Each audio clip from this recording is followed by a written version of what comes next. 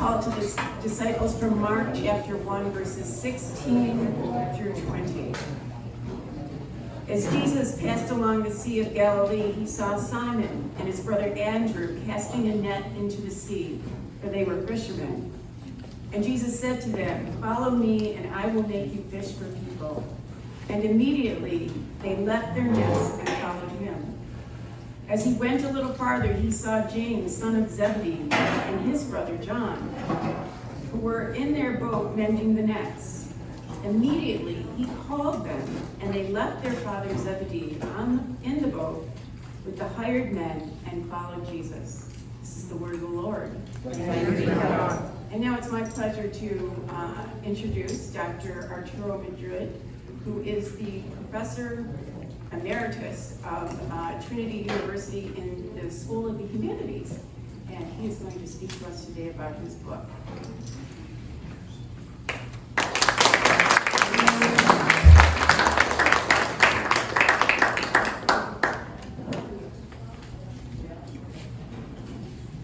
Before I begin, I'll give thanks twice, but I'm always moved when I enter this space, as we've already heard from Conchita, my parents and brother Ibanez, who all passed away, were members of this church. If not members, they certainly attended it very faithfully.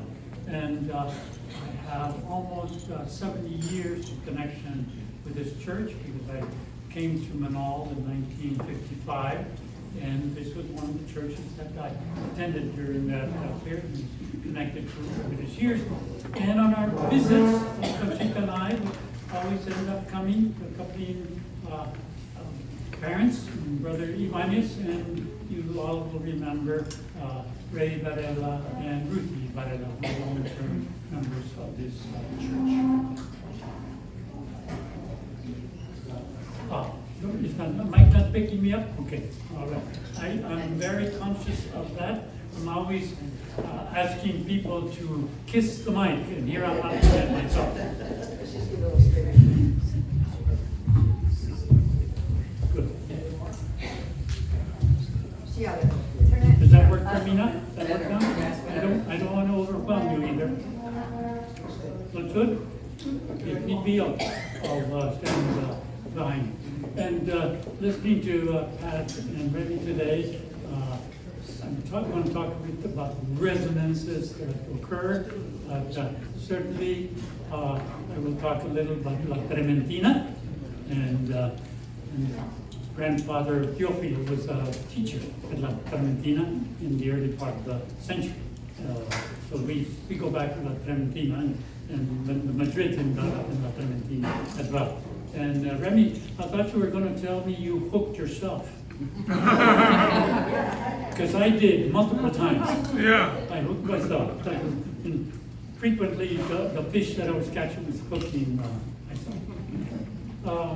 I was pleased to see so many longtime friends and to be able to greet them. Dolores said, "Do you know who I am?" I said, "I know who you are, but you know the computer doesn't work as fast anymore. Things don't come up." I'm in the habit of saying to people, because people come up and say, "You don't remember me, do you?" "I do remember you." So I'm in the habit of saying, "I'm Arturo Madrid," because I don't expect people to remember my name, and that works usually, but not all the time. Anyway. I joined you this morning because some months ago, Reverend Woodruff wrote to me to tell me he was going to apply for a grant to be able to take a sabbatical. And he asked if I would be disposed to fill in for him should he get the award. Of course, I was honored by his request and welcomed the opportunity to come back to New Mexico and to come back to Second Presbyterian.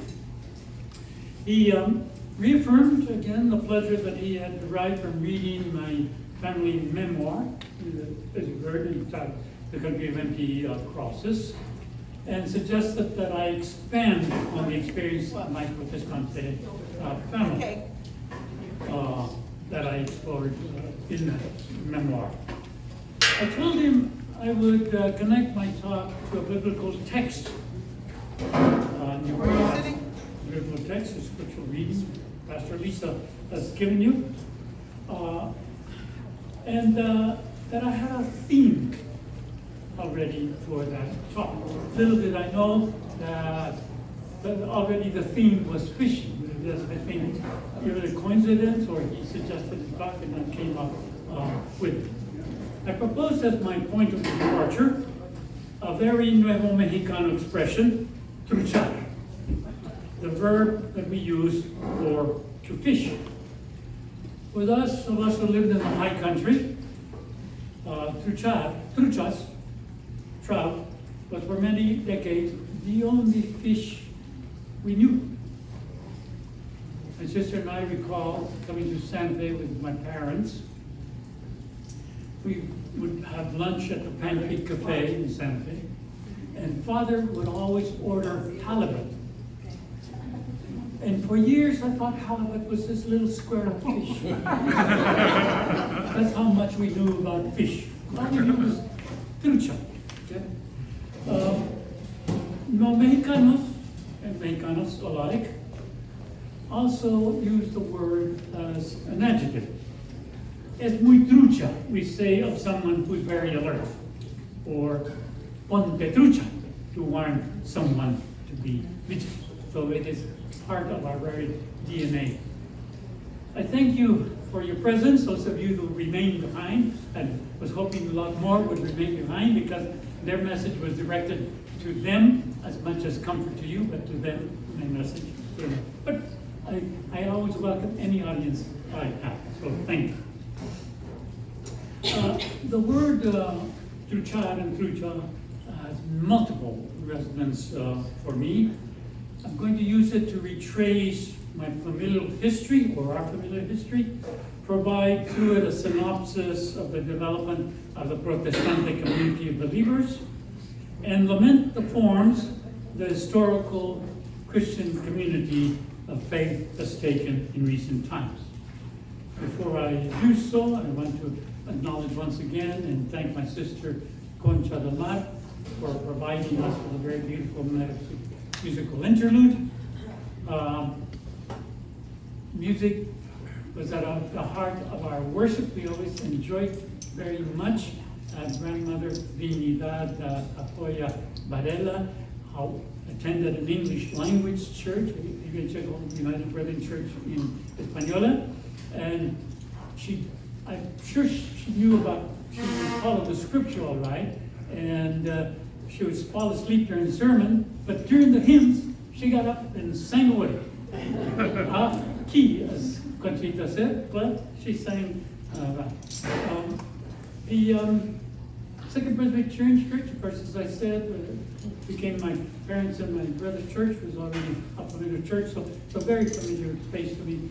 And I can't tell you how much it moved me to come back into space and so to feel the energy and the love that. And now to my text. Well, I grew up with a fishing rod in one hand and a can of worms on the other. Our father became a consummate fly fisherman as an adult. Trucha and truchar resonate with both my sister and me. As I will explain subsequently, because we did not have a church we called our own, our Sundays took the form of fishing expeditions rather than attending services. Some of our best memories as children involve outings during the summer months when he fished and Mother Gabrielita Varela cooked his catch over campfire. We grew up in the farthest reaches of what came to be called El Rio Arriba, the northernmost region of the Spanish-Mexican settlements among two of New Mexico's principal rivers, the Rio Chama and the Rio Grande, and their tributaries, of course. The area we grew up in, known as the Upper Chama Valley, is defined to the north and the east by the tail end of part of the Colorado Rockies, and to the south and west by the Colorado Plateau. Ponderosa pines, Douglas fir, and aspen groves grow at the higher elevations. Piñón, Sabinal, and Encinal flourish on the foothills and mesas. And chamisa spread across the plains that extend south and west. The Chama River, whose headwaters are in Colorado, moves rapidly south and then southeast to merge with the Rio Grande in the Española Valley. Its westward flowing tributaries, the Brazos River and the Cañones and Uticas Creek, vary in size, but like the larger Chama River, harbor both planted and native trout. The banks of the rivers and their adjoining floodplains are the space of grasses, willows, and cottonwoods. For desert people, as you know, an oasis constituted paradise. For me, as a child and adolescent, paradise took the form of mountain streams and their banks. It remains so to this day. Home was Tierra Maria, the governmental seat of Rio Arriba County. Our parents were not native to the area. Their homes or places of origin were south and east of the Upper Chama Valley. Our mother, Gabriela, grew up rural in Las Truchas, on the western slopes of the Sangre de Cristo Range. In 1939, following several harsh winters that took a very heavy toll on their cattle, their sheep, and crops, her parents, Trinidad, Tafoya, and Ramos Varela, sold their holdings in Las Truchas and moved downstream to the Española Valley. They bought 11 acres in San Pedro, at the confluence of the Rio Grande and the Rio Santa Cruz, across the river from San Juan, Santa Clara Pueblo, in the town of Española. And they took up farming in a more temperate climate. Mom's father, Ramos, peddled the products of their labor, that is, fruits, grains, and vegetables, to the residents of the many Hispano communities of the Upper Chama River watershed located next to Tierra Maria, or around Tierra Maria. La Enseñada, Los Ojos, Los Brazos, La Puente, La Plaza Blanca. In addition to being a successful farmer and entrepreneur, he served as justice of the peace for his local precinct, as a mayordomo of his local water district, and as a property evaluator and surveyor for the county. He was a very, very gregarious man and a consummate businessman, and a conscientious public official who kept meticulous records of his interactions with his clients and with the entities with which he had business or official dealings. Mom attended the Presbyterian Mission School in Las Vegas, and subsequently the Allison James School in Santa Fe. After graduation, she taught in a one-room grammar school located on the lower San Pedro Road, not far away from the family's farm. Teaching, it turned out, was not her calling. Her father's connection to his clients and his constituents paved the way for Mom to obtain employment with the Works Project Administration, and the Roosevelt administration. In 1935, a year later, he arranged for her to be appointed deputy county clerk for Rio Rio County. She rented a small dwelling, a cabin, a few yards away from the building that housed the county offices, the county jail, and of course, the court chambers for the region. Mom was subsequently elected county clerk a year later and assumed office following my birth in January of 1939. After serving 2 terms as county clerk, she was elected county assessor. She left office in 1945 to attend to her children, to us, but returned to public service in 1950, when she carried out the census for the area surrounding Tierra Maria. In subsequent years, she was appointed county treasurer and county manager. The only offices she did not hold were that of sheriff and superintendent of schools. And I'm sure, very confident, she would have done very well in both. She could have even run the county jail. Dad, on the other hand, was a city boy. He was born and grew up on the eastern slopes of the Sangre de Cristo Range. His hometown, Las Vegas, was in the late 19th and 20th century a significant political and commercial community. The family origins were in a set of mid-19th century settlements located on the Gallinas River Valley downstream from Las Vegas. The area was known as Los Valles de San Agustin, which always resonated with me. With the arrival of the railroad in 1878, Las Vegas split into East and West Las Vegas, New Town and Old Town Las Vegas, respectively Anglo and Protestant and Hispano and Catholic.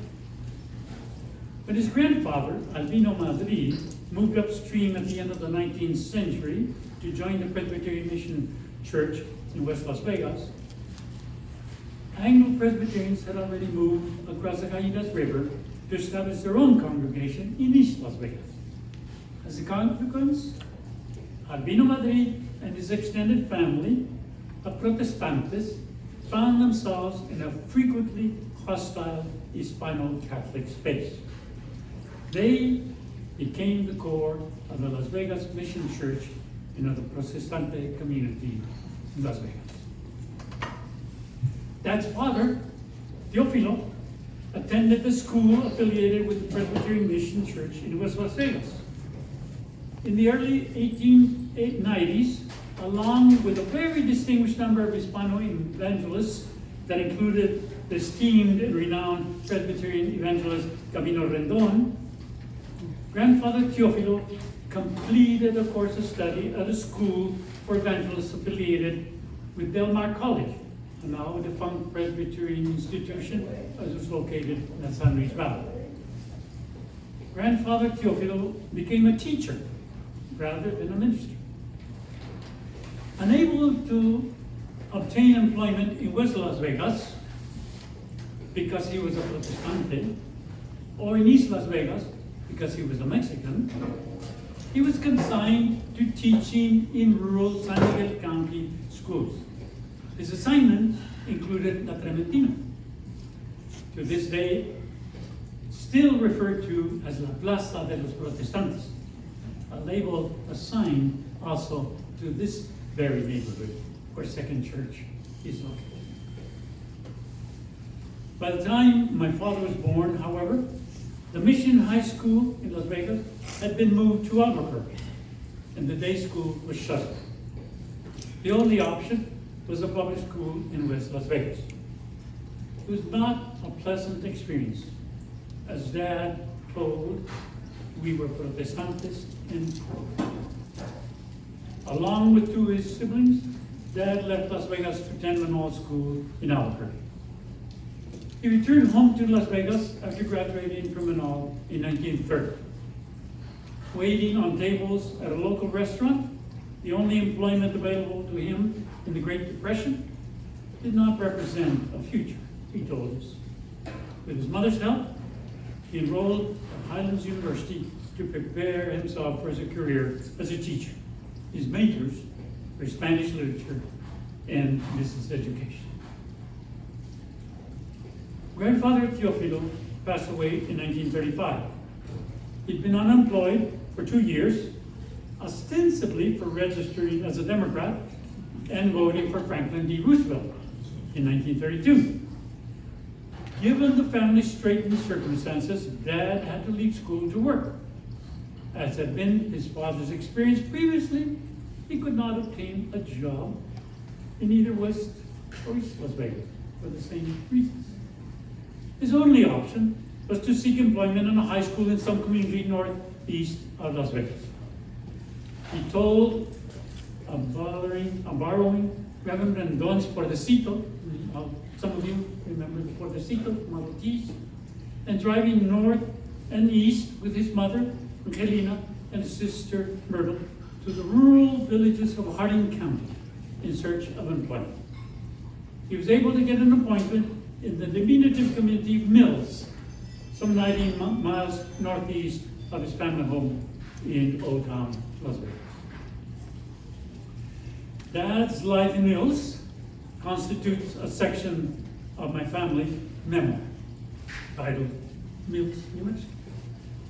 Quite apart from the harassment he underwent from Anglo students, parents, and fellow teachers, the rural setting wore on.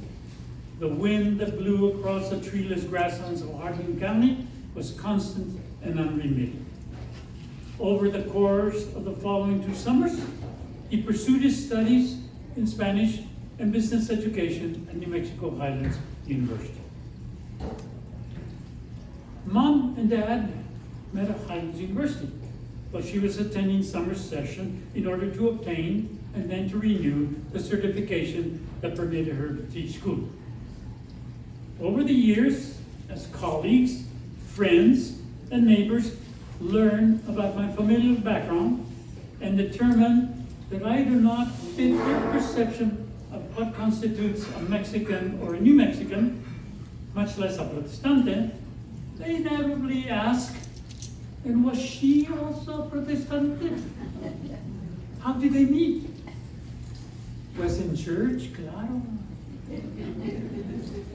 On Sundays, Mom would have crossed the Gallinas River and made her way to the Presbyterian Mission Church located on the bluff overlooking Old and New Town, Las Vegas.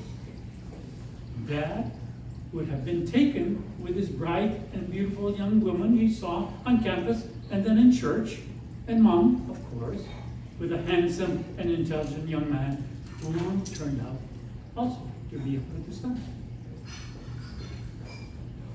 Dad returned to Mills shortly after completing the coursework for his bachelor's degree of art in the summer of 1937. 2 weeks into the 1937-1938 school year, he received an offer from the Los Lunas school system.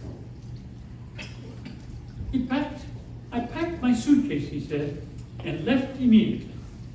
I didn't even request to be paid for those 2 weeks. Los Lunas, although still only slightly urban in the 1930s, must have felt like paradise. That December, he married my mother, and for the next year and a half, he commuted to Tierra Maria whenever he could. Paved highway ended in Español, and from there on, we were travel. In 1939, a few months after my birth, he secured a teaching appointment in Rio Arriba County, and at the end of the school year, he joined Mom in Tierra Maria. His appointment was to a one-room schoolhouse in La Puente, just a few miles away from Tierra Maria. Dad described the experience sardonically. His training, he said, was as a secondary school teacher. In his prior appointments, he had taught only his specialties, business education and Spanish. In La Puente, he had students that ranged in age from 5 to 15, and of diverse socioeconomic status. For the beginning students, school was when they were first introduced to the English language. For the most part, Dad related, he taught them their ABCs and numbers, that is, how to pronounce English, recognize and learn to spell words, and carry out simple arithmetic tasks. A year later, however, he was appointed to the faculty of the Tierra Maria High School, which served the surrounding community. The school was staffed and overseen by nuns, the result of a compromise reached in the establishment of public schools in New Mexico in Hispano and Catholic-dominated communities at the early part of the 20th century. He was the only lay member of the high school faculty and was held in very high esteem by his fellow teachers, all nuns, and the Mother Superior, who administered the school. Following the Supreme Court ruling known as the Dixon case in 1948, A case of remove members of religious orders from public schools, a ruling based on a suit filed by a congregant of the Dixon Presbyterian Mission Church. My father was appointed school principal in 1948. As part of his adjustment to rural life, and I come back to the theme of fishing, and in keeping with the local culture, my father became a consummate trout fisherman. It was not something he was born to. He probably took it up at Mom's suggestion, who needed to keep him occupied during the summer months when she was at work. He told with considerable chagrin of coming home on multiple unsuccessful fishing expeditions, ready to break his fishing rod in two. My very resourceful mother arranged for an outing to the Brazos Meadows, located in the mountain range to the north of the Chama Valley. The meadows are marked by small streams that eventually flow into the Brazos River. They were, at that time, home to native trout, and plentifully so. Dad told with great relish of crawling on his hands and knees to one of those diminutive streams, of casting his line into it, and finally hooking a fish. He laughed about horsing it out of the stream, over his head, and to the meadow behind him, then spending the next 15 minutes looking for her. He himself was hooked, and over the course of time became an excellent fly fisherman, and like all fly fishermen, very disdainful of those of us who used bait. Those of you who have read my family memoir, or Reverend Gavino Rendon's Hand on My Shoulder, know that my sister Concha and I have an historic and even distinguished Protestante lineage. The eminent Don Gavino rode a riding horse downstream from Las Vegas to Los Valles de San Agustin one winter day in the late 1880s to spread the good word. Out of self-confessed timidity, you see it in the book, he limited himself to leaving biblical tracts near one of the dwellings in El Fuerte, the first of the valley communities. The only one he saw smoke rising from the chimney. By sheer luck, it was the best location he could have chosen, because the home was that of our great-grandfather Albino Made. Papa Albino, as he was known to his descendants, was literate, had acquired a Spanish language Bible, read it, and was ripe for conversion. Shortly thereafter, he made a wintry journey upstream to join the mission church West Las Vegas. Subsequently, he and extended family made their home in the vicinity of the church and became known in Presbyterian records as a Bible reading blacksmith.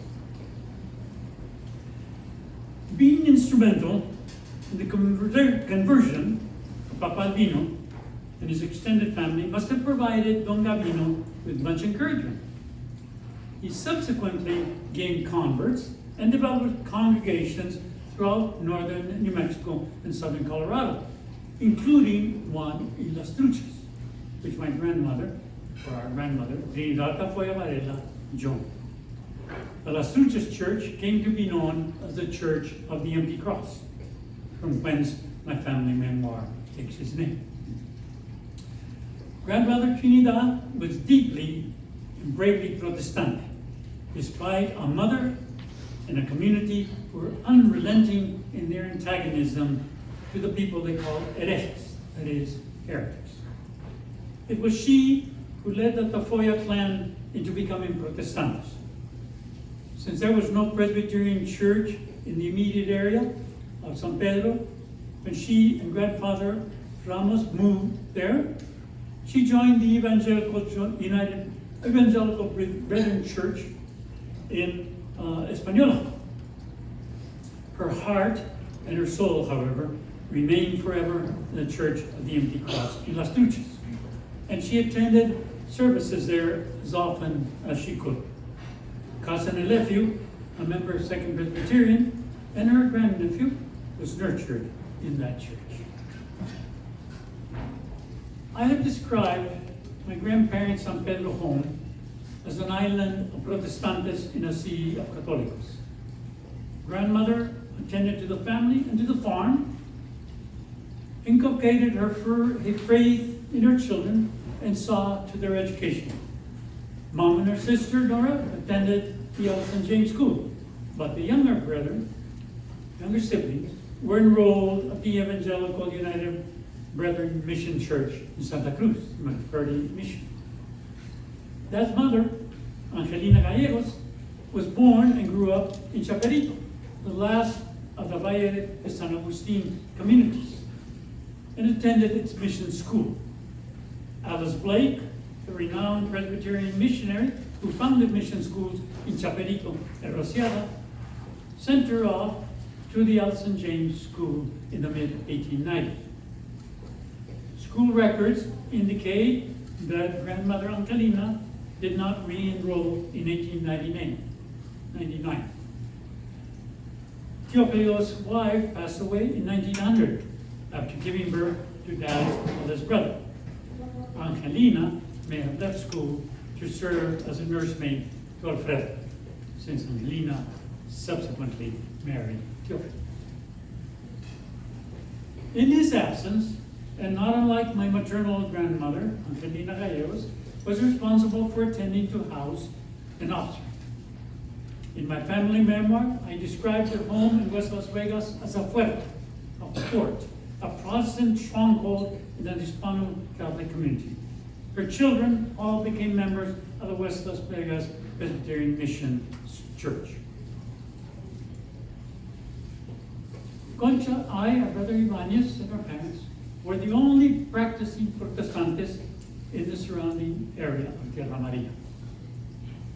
Protestantism did not take root among the Hispanic community of the Upper Chama Valley, despite an evangelical effort carried out by a renowned Presbyterian missionary, the Reverend John Whittle. The closest Presbyterian church was in Chama, a railroad commercial community located some 15 miles to the north of Tierra Maria. Its congregation consisted of Anglo businessmen, ranchers, professionals, and their families. We were rarely in attendance, and my parents never became members of the church. From time to time, our parents took us to services at the Baptist Mission Church located in Los Ojos, just a few miles away from home. The Baptist congregation was small and consisted principally of Anglo ranching families. Its makeup changed as state and federal officials rotated and increased briefly during the lumbering season, or if there was an uptick in oil drilling, which brought workers from the oil fields of eastern New Mexico, Oklahoma, and Texas. Attendees also included airmen from the now defunct radar base located in an isolated area just a few miles away from Tierra Maria. Our most frequent attendance, however, was at our maternal grandmother's Evangelical United Brethren Church in Española, an hour-plus drive from Tierra Maria. On our infrequent visits to my paternal grandmother's home in West Las Vegas, we attended services at the Presbyterian Mission Church my great-grandfather Albino had joined half a century before. Sundays for us, if we were not visiting our grandparents in San Pedro, were set aside for whatever domestic projects mom or dad had, or afternoon visits with friends. Over the course of the summer, however, they were reserved for outings, specifically fishing for trout.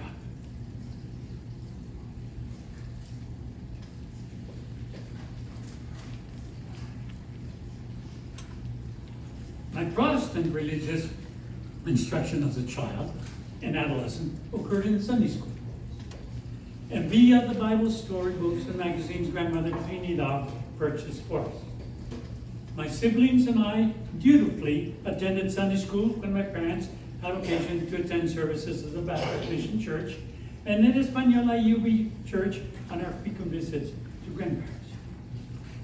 During summer months, we went to attend vacation Bible school at both churches. It was very clear to us in vacation Bible school and at church, in Sunday school, that we did not belong. Never expressed it, but it was very clear to us. However, in the process, we learned to navigate those waters and to move with confidence in both the Anglo and Hispano worlds. But back to my touchstone, to my central theme and metaphor, fish through child.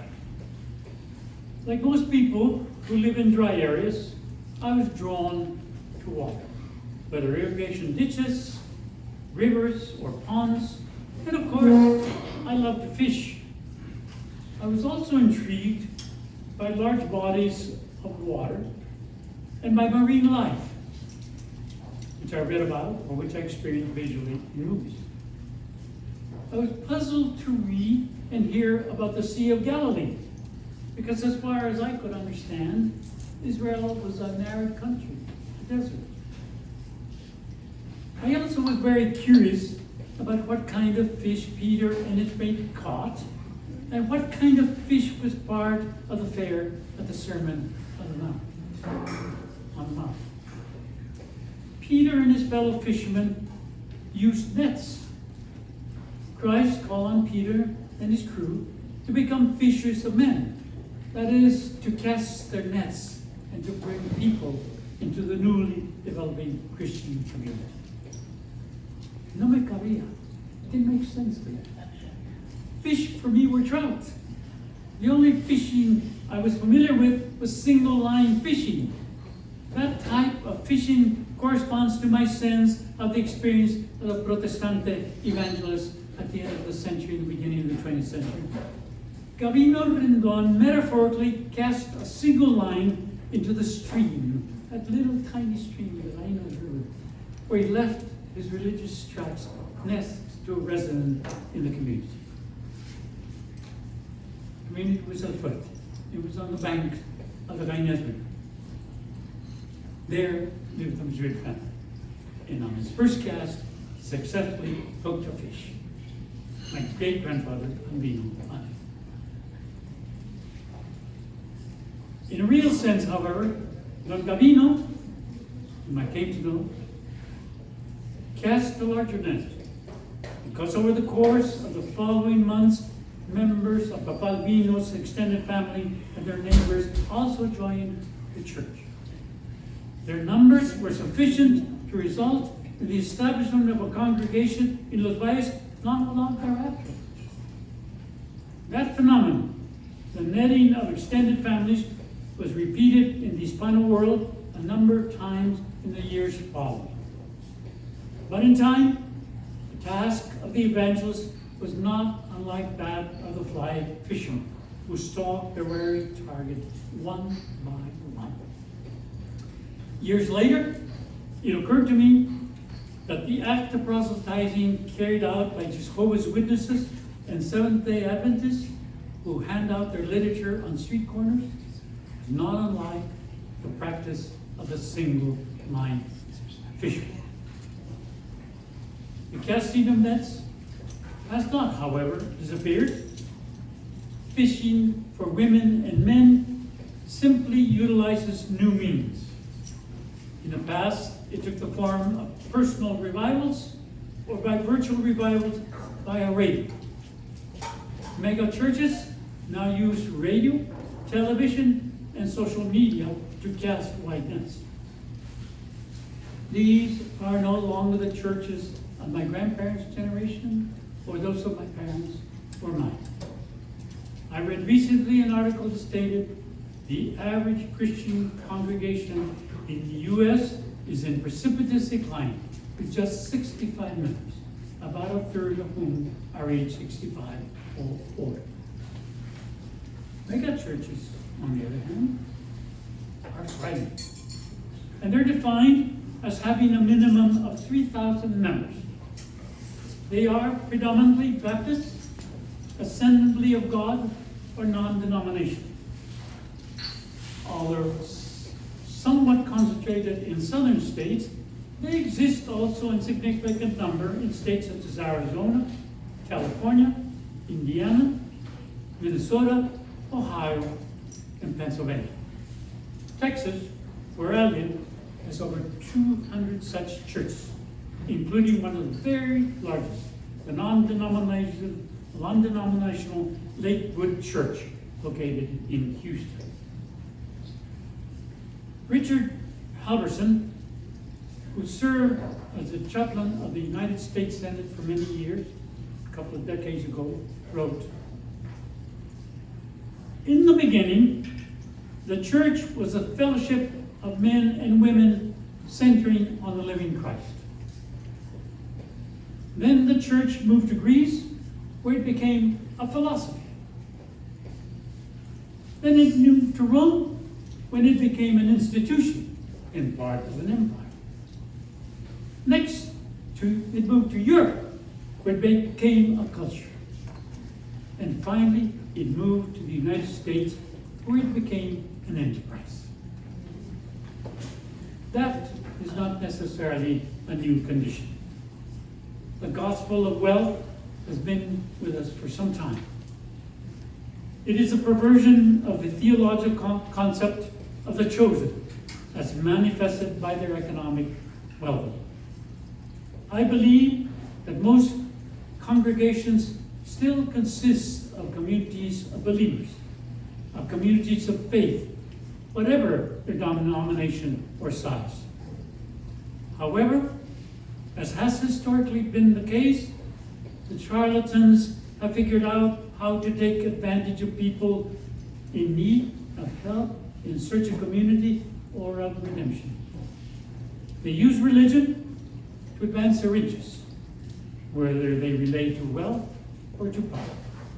And tragically, they prey on fear and resentment, channel it into hatred of the other, whomever that other might be: immigrants, refugees, the poor, the different, the them that is not us. It is in many ways a way of distracting the flocks from their greed or their ulterior motives. The heavy lifting of door-to-door proselytizing, however, continues unabated. For every mega church, there are hundreds of thousands of mini churches. For every wealthy preacher who casts their net, there are countless pastors who daily cast a single line or a small net and who sustain themselves by working a second job. They, like the Protestant missionaries, evangelists of yesteryear, reach out to families in need of comfort or help. Build small congregations that meet in homes until they can establish an ecclesia, a meeting.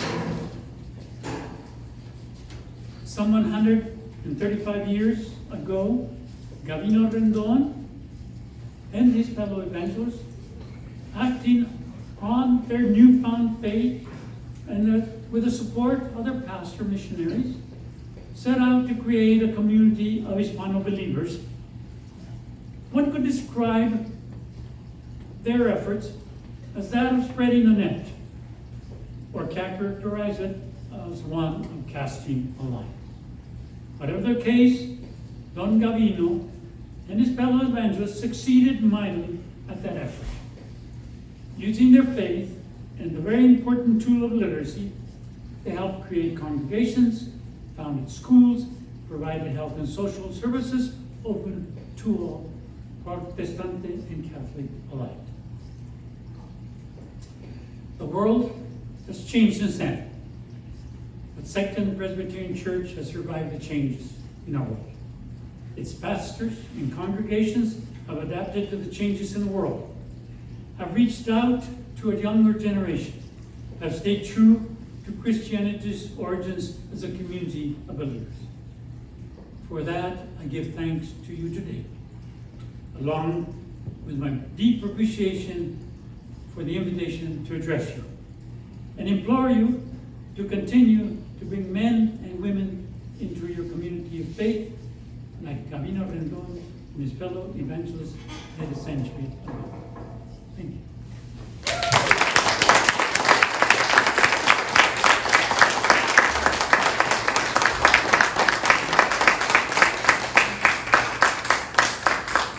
I'd be glad to answer any questions you have.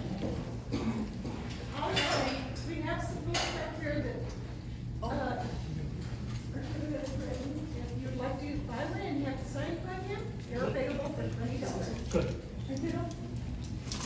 And Olga, I want to tell any of you that are new to this church and this community, some of the stories that he talks about Gabino Rendon. Olga's the director of the Manal Historical Library. These stories are in that library. They're wonderful, about the men who had the courage to cast that line, and all that they did was just amazing, the work that they did. And this church is a result of that work. So, Olga, do you want to say anything about that? You reminded me of something. I got a call this week at the library. This person wants to know what we have in the library about the tracts. Now, that's the research I'm going to have to do. What happened to those written tracts? Do we have them in the library? I don't know. I don't know. I have no idea. That's I'm sure they got used and reused. And maybe they came to us. I don't know. I have to research that. The Madrid Bible certainly came to you. Yes, we have that. The original one, yeah. Yes. Do you have an idea of what kind of a salary your mother received during those Depression years? Quite the research that I've always felt I needed to do. I needed to find out, for example, how many schools grandfather Kiflers had to work at, how they got paid in those days, what salary my mom made working for the WPA. I'm sure it was federal wages. I saw my mother's teaching contract up in the state of Wisconsin during the Depression. I think she got about $30 a month. So I'm sure it was probably less here. Less too. And she probably gave up a federal wage to take on a county wage. Well, thank you very much for hanging in here. Thank you.